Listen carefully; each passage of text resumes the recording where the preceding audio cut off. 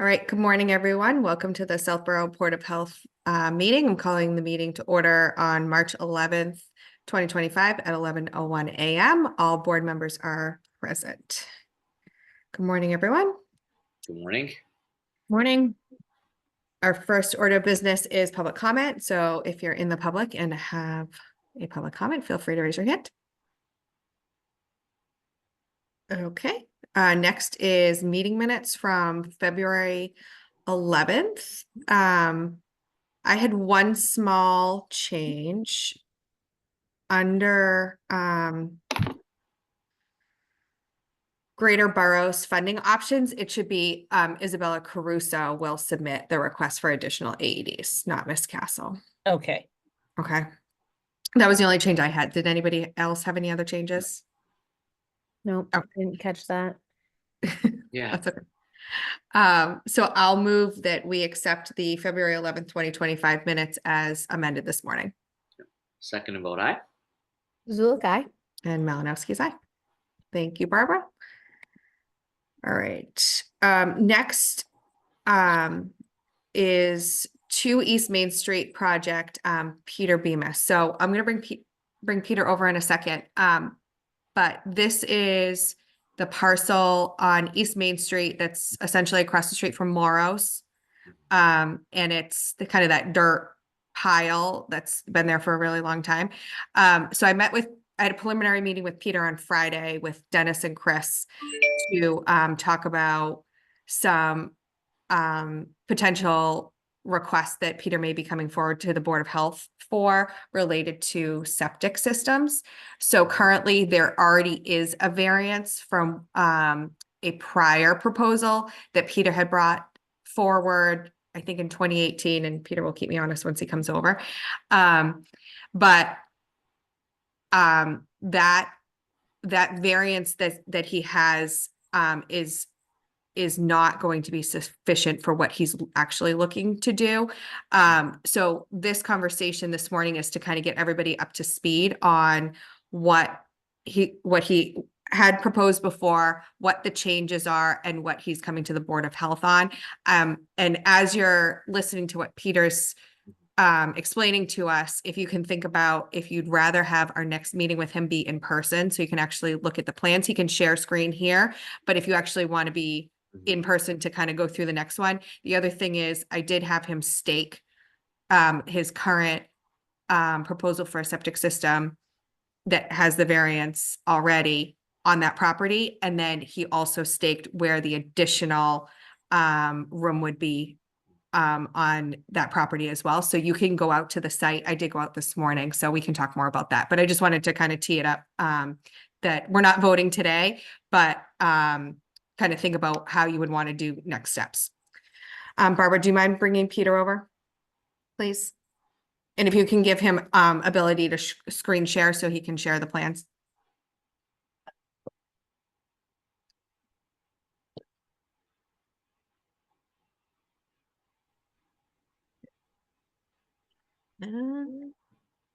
Mr. Bemis. Hey, good morning. Hi, Peter. How are you? Good introduction. So you summarized everything perfectly. Oh, good. You're not going to correct me. So I'm Peter Bemis, engineer and design consultants, and so I'm kind of wearing 2 hats to this dance. In that I have owned the 2 East Main Street property for some time, and we have tried to advance different projects there over time. So yes, it is a dirt pile, and it's been a dirt pile for a bit because we've allowed the different activities going on in downtown to use it as a staging area. So when they reconstructed the road, and then when they pulled out, they left a lot of tailings there, which we were going to repurpose on site. We've done a little bit of cleanup, but there's still quite a bit there. So I don't disagree that it is a bit of an eyesore, but I would very much like to do a project. So if you'll allow me to share screen, I've got a couple of exhibits, and then I can probably explain everything to you with that. So thank you. I'm gonna do that for now. Ooh, Okay, go ahead. you have to. Okay, it's disabled at the moment. I'll try it one more time, Barbara. Yeah, I got it. Okay. And then has that come into your screen now? Yes. Okay, so basically I thought we'd just start with the beginning So, because some of you may not know what the beginning was like there. I mean, this obviously been uses in downtown Southborough for a long time. This was called the Sealy Block. There was a blacksmith shop on the corner. They called the other building to the left of that a laundry. I've since found out that there was actually rooming houses on the second floor, which we didn't even take account for back in the day because there was nothing to really know that until someone approached me and said, I was born in that house. So there's, a lot of history here. And that's really what I just kind of wanted you to at least have an appreciation of that component. I'll scroll down here again. And now this is, I believe, from the 20s. And you can see that, the vibrancy of downtown, that doesn't look a heck of a lot different in some respects. That building on the left is the building that's still there. And then on the right, that's the fuel station from the blacksmith shop kind of transformed into the fuel station that was there. And then that building is still there. You just see the corner of it. But now you can see that it has a bit of a retail function. And again, there would have been apartments on the second floor. And I'm sure that, again, the individual who had approached me probably is in his later 80s now. When he approached me, he was probably in his 70s at the time. So timeline wise. This is from the 70s. So you can see that the building now has been removed. Actually, it burned down. So that the building that was here was a printing press facilities, and I think they had a fire. And then they acquired that space from the fuel station and put on an addition here for another repair bay. The next image I have for you is the approved soil absorption system. So back in this all started in 2004 with doing soil testing on the site so that we would know what we had for the ability to absorb effluent. And we got a good perk rate. 13 minutes an inch is really good, frankly. It's not too fast, it's not too slow.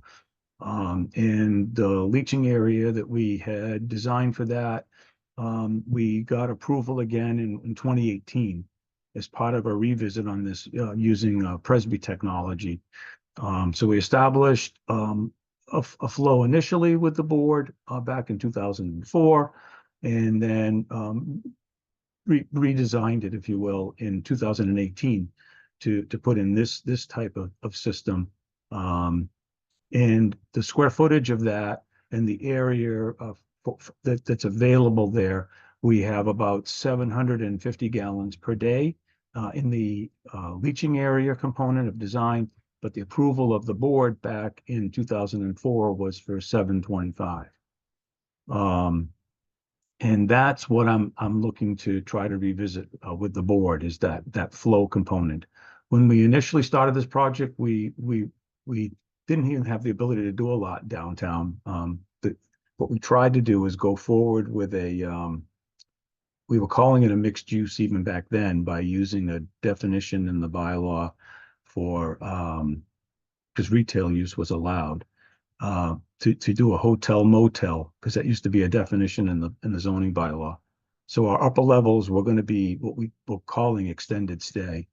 The zoning board of appeals granted us relief on that. They actually gave us a special permit to do it. We didn't think we'd get traction with the planning board. So we ultimately went in with an office proposal, which also failed. So since that time, the zoning was changed to allow mixed use in downtown. However, the mixed use definition doesn't really work very well. So now we've actually gone back. The downtown district does allow multifamily. So the whole building would just be multifamily now. And what's kind of awkward is that we're kind of caught between a flow rate, because when we first did this, we were thinking in terms of uses that were residential 110 gallons per bedroom, and commercial office, which are 50 gallons per 1,000 square feet or 75 gallons per 1,000 square feet, depending on retail or office. So you don't need quite as much flow as you would for a bedroom. So right now we're at 750 with the design that I'm putting before you here that's stamped approval, with 725 being the daily flow. That would allow a 6-bedroom, 660. And the next tier up would be 770. And at 770, that's pretty much the same square footage that we have on the ground there. So if I could just advance again, this is the technology that we would like to use. The previous design that we had submitted was for Presby. It's a different type of sand filter system. This is called aeration chambers, basically. So basically this chamber will allow effluent to be distributed, and then there's airflow that's created through these fins that are on the sides of the chambers. Has a really good efficiency, has very good characteristics in the approval letter from DEP. We can actually use these systems up to 5,000 gallons when you have situations where you need to do pressure dousing, which I was trying to explain to Chelsea. There's a technique that we use when we've got a slower percolation test. This site doesn't have that condition, but sometimes you have to do it. And then there's other circumstances when you do it when you're over 2,000 gallons per day because of your amount of flow. And this system will let you go up to 5,000. So it's telling in that what the system does is give you a beneficial treatment of the effluent. So we really want to try to stick with this. And the unfortunate part of this product is that with Presby chambers, you can cut them down to like micro sizes. So you can actually go in terms of 6 inches or a foot. This happens to be a concrete chamber, and they come either 8 feet or 4 feet. So the geometry of your system is different. So the next exhibit that I want to show you is that condition. So this is basically our site. The proposal is to put the building here on the corner. In green, I'm just going to zoom in here a bit. Oh, and I should just explain the receptors. So the reason for the variance, this is a bordering vegetated wetland that's along an intermittent stream channel that then flows into the reservoir system here in town. So for those of you that have had the opportunity to deal with sites that have less than the threshold required, because the thresholds are fairly onerous because they're anticipating that the reservoir system is going to be a water supply. It doesn't get used that way, but that's the regulations, and no one's had an opportunity to rethink that for Southborough's sake. So we're burdened with that setback. We need to be 100 feet from wetlands. We have 69 feet. So that's where one of the variances came in. And the other is the tributary, because this is an intermittent stream channel that becomes a tributary. And the system was also granted relief for that. Currently, it's 83 feet to the edge of the Presby system. If we go with the newer technology, the aeration chambers, then it would be able to be 2 feet further away because of the geometry of the system. But then it would just be a little bit longer. And that's what I'm trying to show in this exhibit, is that our current approval is this green. And to use the newer product, it would be this hatched line. So it's a little bit narrower, and it ends up being a little bit longer. But the other receptor we had out here was a drain line, and we want to be 50 feet away from that drain line. We were 51 originally. The drain line is always pushing away from the site. So by extending it, it doesn't hurt. You never get closer to that receptor. And at the other end of the system, because of the undulations of the stream channel, it was 80 feet to tributary at this end and 82. So that was the other part of the relief. And what's shown in red would allow a 7-bedroom soil absorption system, because the incremental difference is that this was 77 square feet and this is 88 square feet. So basically, to get from where we currently are approved to where we want to be approved at a minimum would be 12 square feet. So it's a math numbers game, if you will. In blue, and I'm showing you this for discussion purposes, that's how much the system would have to be extended if we were to support 8 bedrooms. And the reason why I wanted to bring up 8 bedrooms is that under the criteria in the downtown district, if you're going to do the residential component, you have to make one of these units affordable. And the formula is 12.5%. So if you do the math, every time you get to 8 units or then above, you have to do one affordable. So even if we did 2 units, we'd have to make one of them affordable. In the case of 6, we have to make one of them affordable at the 660. And I would like to at least go to 7, which is really no different. It's just taking the system along this edge and transferring it down here. And because of the geometry, it ends up being a little bit longer to support the 7th bedroom, if you will, the extra bedroom.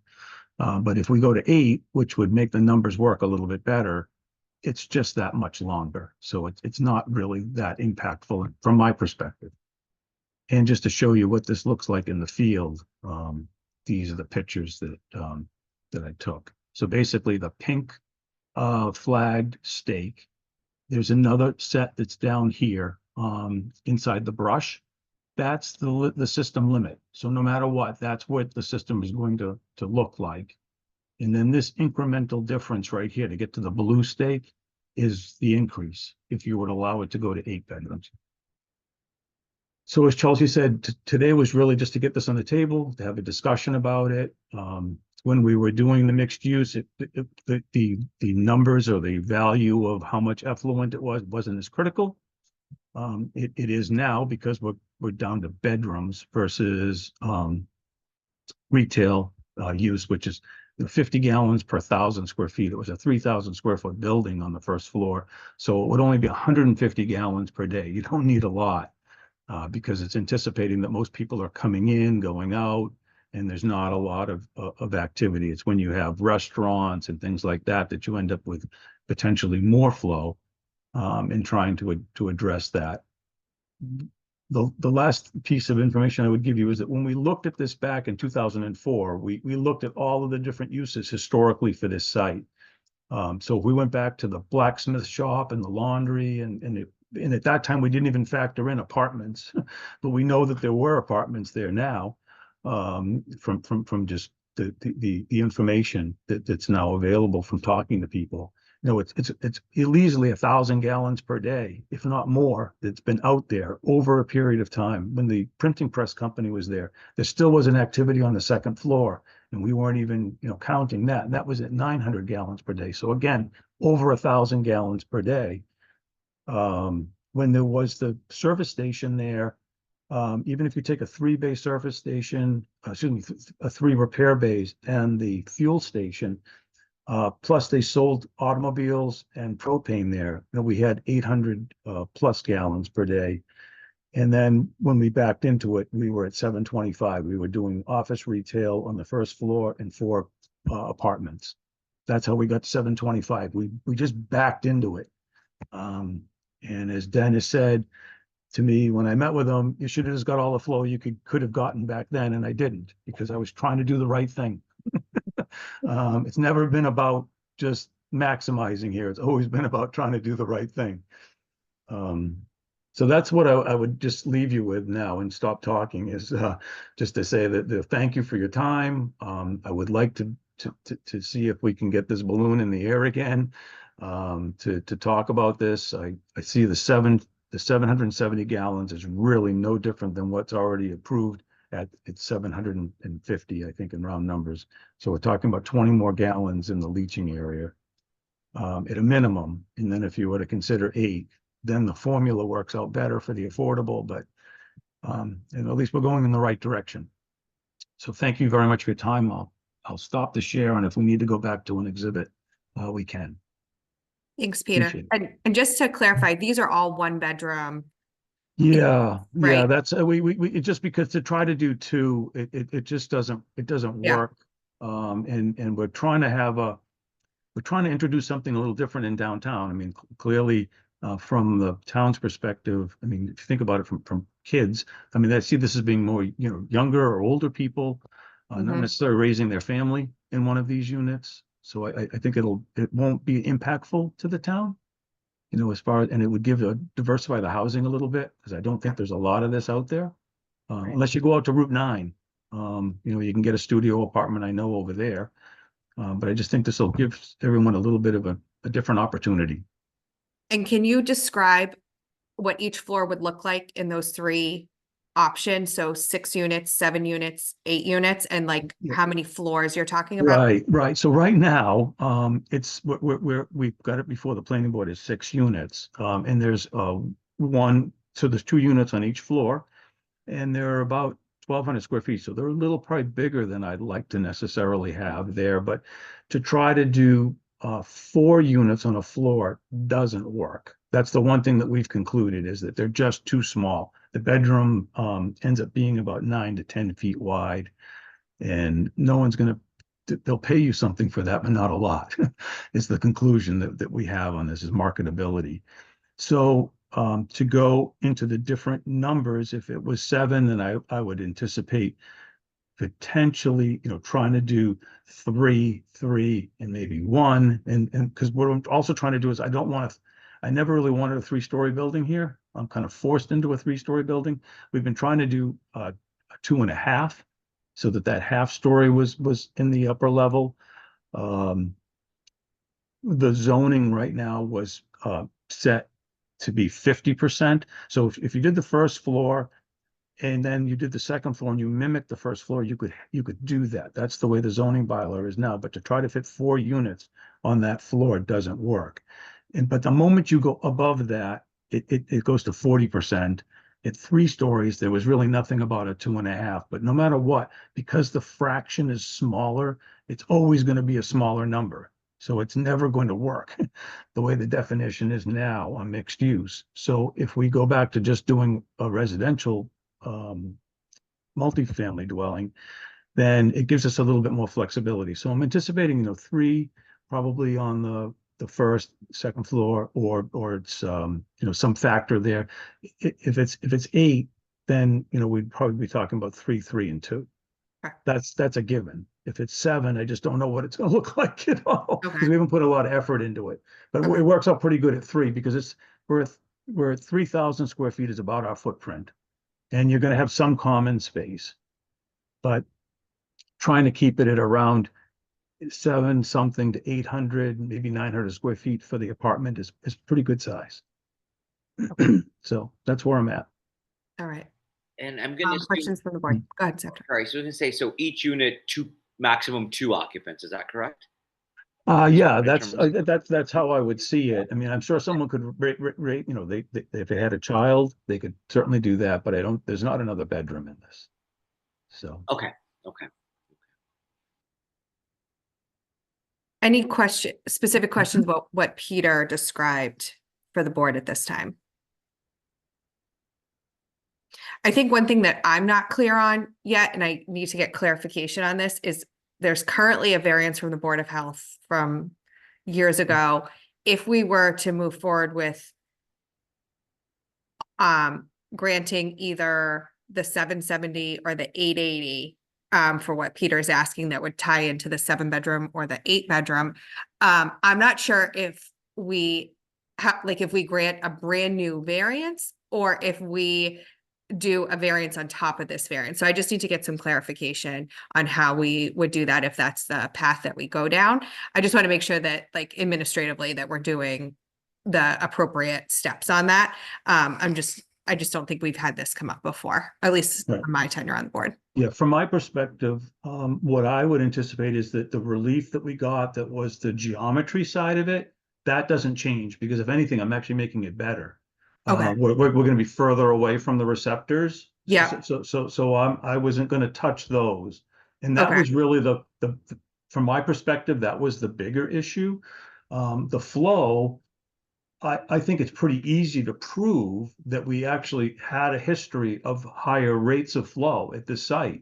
Yeah. So and I would present that in the same manner that I did the last time, because now I have actually Better greater data. clarity. We didn't Yeah. have that before. So I think it's going to be pretty easy to actually justify Mhm. the higher amount. And then using this technology, which I mentioned to you that we can still use this technology and we could pressure douse it, which technically someone would say is a better treatment system, but it's a mechanical system, so it requires more maintenance. It requires more involvement. That the reason why I mentioned you about that, about this new technology, is that you don't need it to a much higher flow rate. So it's actually beneficial in that regard. So I guess what I was trying to say is that I'd rather not have to do that, because it is adding another layer onto this, and it's something that could potentially go wrong. Sometimes you have to do it. Like I said, there's many situations that we have where we have to do pressure dousing. In this instance, we don't, because our flow is well under 2,000 gallons per day. Okay. So, And I know that Chris and Dennis are looking at the systems that Peter's talking about. And Dennis wasn't available today, so that's why I said, we'll just have Peter come in, explain it, and then, we can, and you guys can certainly talk to Chris and Dennis offline about the system, so you can get a better understanding once kind of they are, have kind of finished looking into them. But in terms of next steps for the board, I think it would be good if you can just swing by that site. And you do have to look in the brush, as Peter said, for some of those stakes. I was like, oh, I hope he had long pants on to get in there. don't walk in. It's Yeah, nasty. you can totally see it from Just your look car. from the street. It's good. You don't have to get out. So I would suggest that we do that. And then, do you think it would be helpful to meet in person, or are you okay with kind of the plans that Peter showed on Zoom? It's up to, I know it's more tricky to get us in person, but I don't want to, take that away from you guys if you'd rather do that. I think they were pretty clear. Okay. On Zoom. I felt okay. Okay. Okay. So, we probably need to schedule a separate meeting for this, just because we have Dennis and Chris on Wednesday, Thursdays, and Fridays. So, and I think, Peter, you're going before planning board on the 25th. I think it's the 24th. 24th. Yeah, The 24th, I'll have my first meeting now, kind of officially, with this newer project, because I had to go back out to peer review. So, Okay. yeah. And I actually recently was before conservation, and they did grant us a 2-year extension on our conservation permit, which was very helpful. I mean, extremely helpful. Okay. That's why I thought it was advisable to now revisit this one with you folks. So Sure. I'm sorry to burden you with this, Okay. but I think at the end of the day, it does make sense to have this conversation. So, Yeah, I agree. So, how about I get with Dennis and Chris tomorrow and figure out when we could reconvene? But what does your schedules look like for next week, Liz and Safdar, like on Wednesday, Thursday, Friday morning? Wednesday morning would work the best for me on the 19th. Okay. Doable. When you say morning, what time are we talking about? I could only do like early, like 7. Yeah, that's better for me. That's good. And that can work for me too. Okay. Yeah.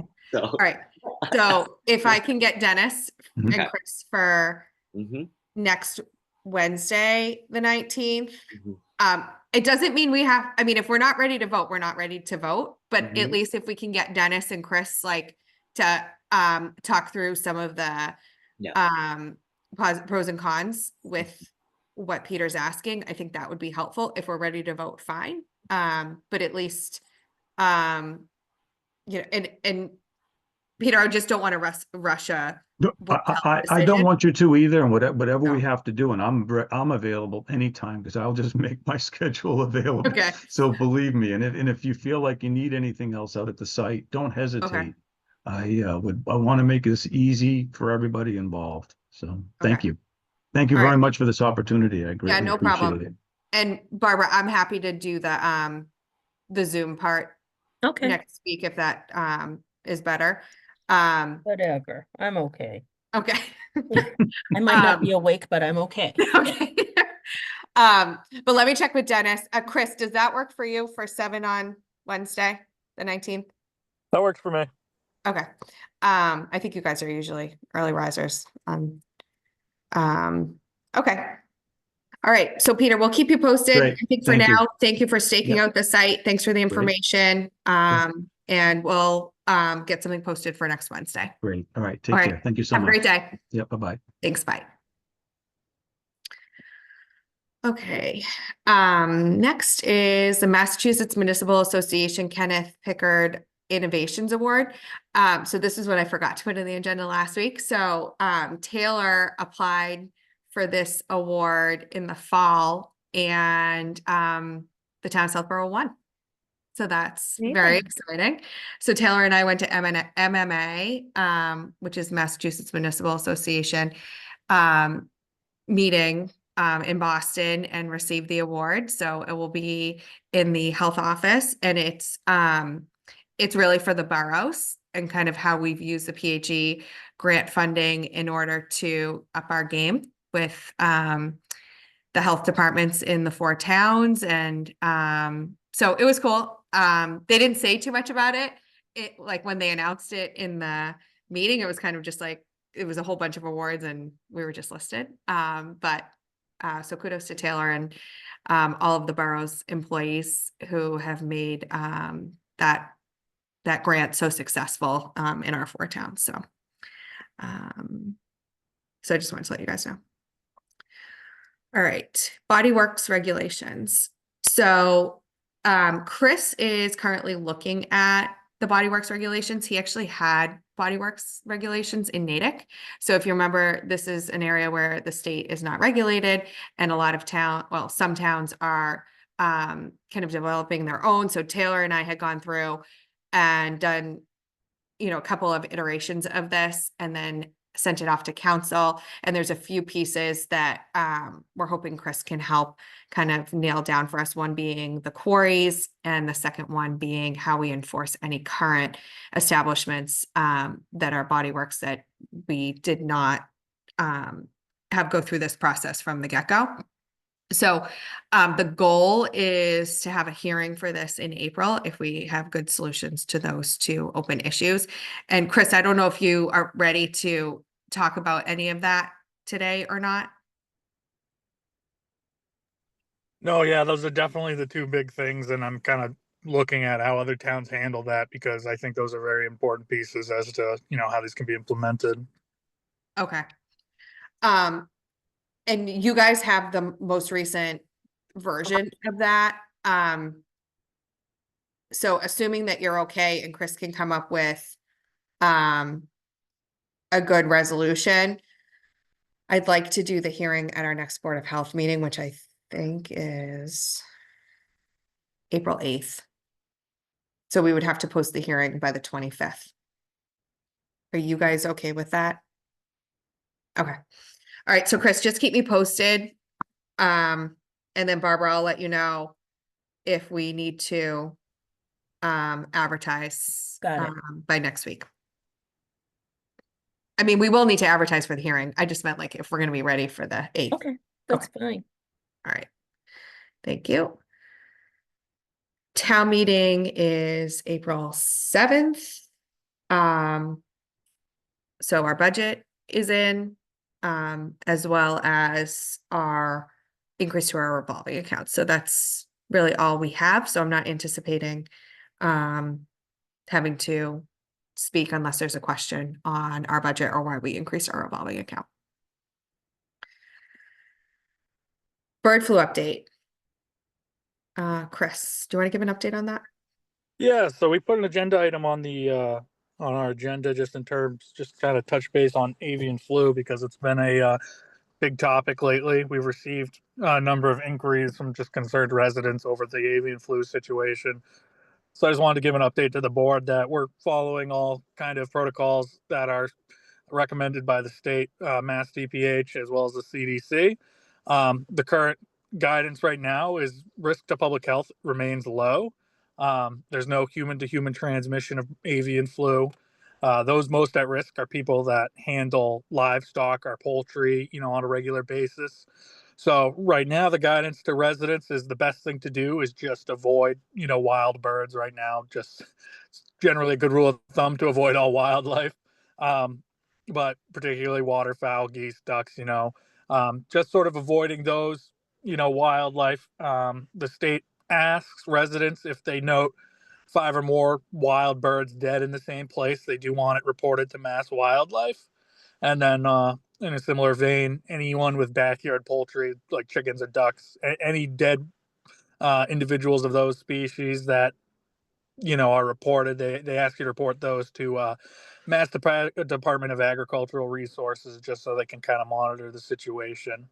So right now, any kind of resident that holds backyard poultry like chickens, they in theory would be at the most risk. They should take special precautions to prevent their flocks from mingling with wild birds, as well as not sharing tools with neighbors who might also have livestock, as well as just practicing good hygiene and using PPE while handling the poultry and their quarters.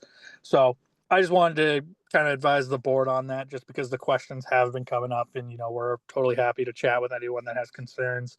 But that's kind of where it stands right now. And like I said, the risk to public health remains low because there isn't that human to human transmission. But that's why, this situation is under surveillance.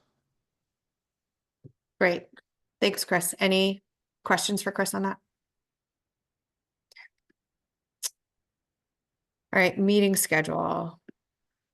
So we have, I think we have April and May booked. So April 8th, and then, oh no, we don't have. I was supposed to follow up on that, and I Oh. didn't. Sorry. And I don't remember. Election, I thought, is election around the I think it's 13th. the 13th. Yeah. So I put temporary down on the minutes that it has to be approved. I thought it was the week before. 6th.